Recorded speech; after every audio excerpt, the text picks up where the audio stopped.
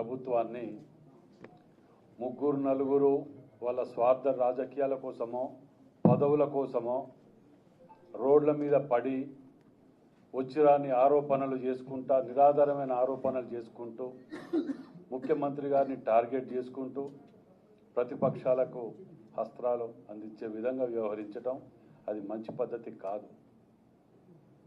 మేము ఎవరినో ఒక్కరినో ఇద్దరినో పెట్టుకొని కాదు, ఎవరైతే ప్రభుత్వానికి వ్యతిరేకంగా ప్రభుత్వంలో వండుకుంటూ మాట్లాడటం అనేది అది మంచి పద్ధతి కాదు. మీ అభిప్రాయాలు ఉంటే వచ్చి చెప్పుకోండి. ఏఐసిసి ఉన్నది, పిసిసి ఉన్నది, అన్ని దిక్కులో చెప్పుకొని ఇది చేయాలి. కానీ ఈ విధంగా పోతూ ఉంటే చేసిన కష్టము ఇంతమంది త్యాగాలు మీరు వృధా చేసుకుంటూ పోతా అంటే ఇక్కడ కూర్చొని ఊరుకునేది ఎక్కడ సమస్య లేదు అందులో. దాంతోపాటే ఇవాళ మేము పార్టీ క్రమశిక్షణ కానివ్వండి, అధిష్టానాన్ని కానివ్వండి, మేము కోరేది ఒకటే, నిర్ణయాలన్నిటి కఠినంగా తీసుకోవాలి. ఎట్టి పరిస్థితుల్లో ఎంతటి వారైనా ఎవరైనా వాటికి ఈ వేదిక మీద కూర్చున్న దాంట్లో ఎస్సీలు, బీసీలు, ఓసీలు అందరం ఉన్నాం. కాంగ్రెస్ పార్టీ అంటే సెక్యులర్ పార్టీ. ఓ కులాన్నో మతాన్నో అడ్డం పెట్టుకొని మేము ఏది చేసినా నడుస్తుంది అనుకుంటే అది పొరపాటు. దాని అధిష్టానం కూడా చాలా సీరియస్గా తీసుకోకపోతే అసలు విషయం చెప్పాలంటే మాకు ఏం నవ్వు వస్తుందంటే ఒరిజినల్ కాంగ్రెస్ అంటారు. ఇప్పుడు మాట్లాడిన వాళ్ళు అందరూ ఒరిజినల్ కాంగ్రెస్ అర్థమవుతుంది మా కాడ. మాలాంటి వాళ్ళు మేమేం చెప్పుకోవాలి? వాళ్ళు మాట్లాడేది ఏం మాట్లాడుతున్నారు? పార్టీ మారలేదనా, లేకపోతే వాళ్ళు తిరిగి 4 పార్టీలు తిరిగి వచ్చే వాళ్ళే మాట్లాడుతున్నారు. ఇవాళ నీకు అంత కష్టం అనిపిస్తుంది ఏమంటే మేము మాట్లాడాలి. మేము అడిగేది ఏది ఉంటే మేము అధిష్టానం దగ్గర పోయి మాట్లాడుతుంటాం. నలుగురిని గెలిపించినామంటారు. ఇటు సీఎంఏ ఏకంగా తుపాకి రాముడు కూడా మంచిగా మాట్లాడతారు కొద్దిగా గొప్ప. సీఎంనే మేము చేసినాం, పీసీసీనే మేము చేసినాం. ఏంటి నువ్వు చేసింది? 12 నియోజకవర్గాలలో వరంగల్ జిల్లాలో 11 మెజార్టీ వచ్చింది పార్లమెంట్లో. నీ ఒక్క దగ్గర 9,000 ఎందుకు మైనస్ వచ్చింది? మాకేం తెలియదు, మాకు సంబంధం లేదు అంటారు పద్ధత. వెనుక బ్యానర్ ఉంటుంది, నీ కేక్ కట్ చేస్తుంటారు. నువ్వు జిల్లాలో ఒక్క ఎమ్మెల్యేతో మంచుకున్నావా? నువ్వు పద్ధతి లేకుండా, పాడు లేకుండా, బ్లాక్ మెయిలింగ్ పాలిటిక్స్. ఏ పార్టీకి పోతే నువ్వు ఎన్నదిట్లే మొట్టమొదట టీడీపీ, తర్వాత కాంగ్రెస్, తర్వాత వైఎస్ఆర్సీపీ, తర్వాత బీఆర్ఎస్, మళ్ళా కాంగ్రెస్. ఎక్కడ ఒక్కరితోటి మంచుకున్నావా నువ్వు? పోతూ పోతూ బీఫామ్లు కూడా ఎత్తుకపోతే ఆ రోజు కాంగ్రెస్ వీడిపోయేటప్పుడు కష్టకాలంలో కాంగ్రెస్ పార్టీ కష్టకాలంలో వదిలిపెట్టిపోయారు, బీఫామ్లు ఎత్తుకపోయారు. నోటికి ఏది వస్తుంది మాట్లాడుకుంటూ వదిలిపెడుతుంటే మాలాంటి కష్టపడి 54 కేసులు పొద్దుగా లేస్తే సంసారం సగం కోట్ల చేస్తారా మేము. అయినా మీకు మంత్రి పదవులు ఇచ్చి ఇచ్చేస్తే మీరు ఇచ్చే గౌరవం ఇదా? సంబంధం లేదని ఒక మాట అంటే అయిపోతుందా? అధిష్టానం కూడా ఉంటే ఉన్నది, ఏది పోతే పోయింది. కానీ ఇలాంటి వాటిని క్షమించుకుంటూ పోతే మాత్రం మాకు కూడా ఓపికలు అనేటివి పోతుంటాయి. మాకు కూడా ఇది లేకుండా పోతున్నది. ప్రజలకు విశ్వాసం కోల్పోయే పరిస్థితులు వస్తున్నాయి. దీని అడ్వాంటేజ్ తీసుకొని బీఆర్ఎస్ దొంగలు ఇటు పెట్టుకొని ఆడనో బీజేపీ వాడో క్యాన్సిల్ చేస్తాడు టూరు సీఎం గారిది పర్మిషన్ ఇవ్వమని. వీడో ఏం చేస్తాడు ఇక్కడ కూర్చొని, ఇక్కడ మొత్తం అత్యవసరంగా అధిష్టానం ఏదో జరిగిపోతుంది కాబట్టి వెనకకు పిలిచాడు వీడంట అంటాడు.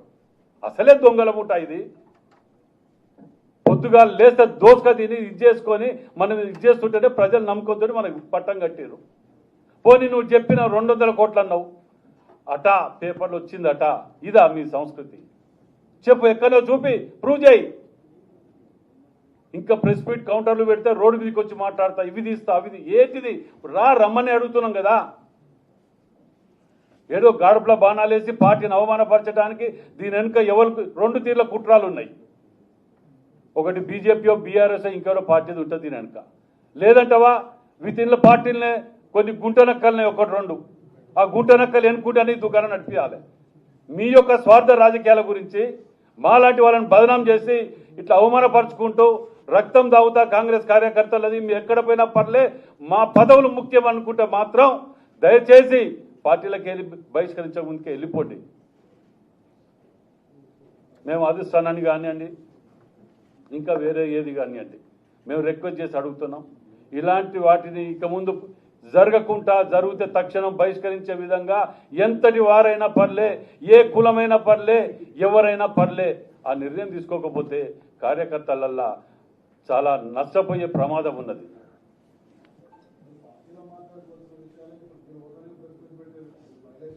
ఇది మేము మాట్లాడే దేనికి అధిష్టానాన్ని కూడా చెప్తున్నాం. మేము దీని మీద చెప్తున్నా, ఆల్రెడీ చెప్తున్నా వాటికి కూడా. ఎందుకంటే ఇదివరకు 3 సార్లు పీసీసీకి పోయి ఇచ్చినాం కదా, మీరు చూడలేదా? మీ అందరి సమక్షంలో ఇచ్చినాం కదా. పెద్ద మనసుతోటి క్షమించి వదిలిపెట్టిండ్రు, 1, 2 అని 100 ఉంటే ఇచ్చేయటానికి ఇంకెన్నిసార్లు క్షమించాలి? ప్రతి మాటకి ఇదేనా? దానికో లిమిట్ ఉంటుంది, పద్ధతి ఉంటుంది. అది కూడా చెప్పినాం. అప్పుడు కూడా మేము స్పందించినాం. మీరు విన్నారో లేదో కానీ మేము అప్పుడు కూడా స్పందించినాం. మేము వ్యతిరేకంగా పోయి రోడ్డు మీద కూర్చొని మాట్లాడినాం. అక్కడ మునుగోడు బై ఎలక్షన్లో కూడా పోయి లొల్లి పెట్టుకొని వచ్చిన వాడ. ఇట్లాంటి వాళ్ళని ఉంచొద్దని ఎవరే కానీ. నేను అదే మళ్ళీ చెప్తున్నా, ఎవరు ఖండించరు ఎవరు లేదు అనేది నాకు కడుపు కాలేదు, నేను ఖండిస్తానా? తప్ప చెప్పండి మరి. అది కూడా తప్పంటే ఎట్లా? మీరు ఒక్కటి గుర్తుపెట్టుకోండి, కొండ సురేఖ ఒక్కరనే కాదు, ఎవరైనా అని చెప్తున్నాం. ఇప్పుడు నేను కొండ సురేఖ అంటే మీరు రెడ్డోడు ఆడ బీసీ కాబట్టి అంటగా ఈ దుకాణం మాకు ఆ దుకాణం వద్దు నాయన, మాకు మేము మంచిగానండి. మళ్ళీ చెప్తాను, దయచేసి ఒక్క నిమిషం వినండి. మేము మొదటికేళ్ళు కూడా రాజగోపాల్ రెడ్డి గారు కూడా చెప్పినాం, ఎవరే కానీ అంటున్నాం మేము. మళ్ళీ మీరు ఒకటే పేరు పెట్టుకొని అనకండి ఇట్లా అన్న. నేను మాట్లాడతాను. ఆడ భువనగిరిలో వీళ్ళు ఖండించారు కదా, అన్ని టీవీలలో వచ్చారు. ఈరోజు చూడమ్మా, మేము చెప్పేది సురేఖ గారు బాధ్యత తీసుకోవాలి. సురేఖ గారు బాధ్యత తీసుకోవాలి. కన్న బిడ్డ కదా, బయట ఎవరో కాదు కదా. మీ బిడ్డ బాధ్యత మీరు తీసుకోకపోతే ఇంకా వాళ్ళు తీసుకుంటారు. తెలియదు అని వదిలేస్తే అయిపోతుందా? రాజీనామా చేయాలి, చేయకపోతే యాక్షన్ కూడా తీసుకోవాలి. మాట్లాడిన అందరి మీద, ఒకరి మీద అని చెప్పంటే నేను అరే మాట్లాడిన వాళ్ళు అందరంటే ఆయన రాడా ఇళ్లకు? ఇప్పుడు అందరూ ఎవరైనా అని చెప్తే మళ్ళీ ఒకరి పేరు పర్సనల్ గా వచ్చేందుకు వలుపుతాను. నేను చెప్తా, అందరి పేర్లు చెప్తా. అందరికీ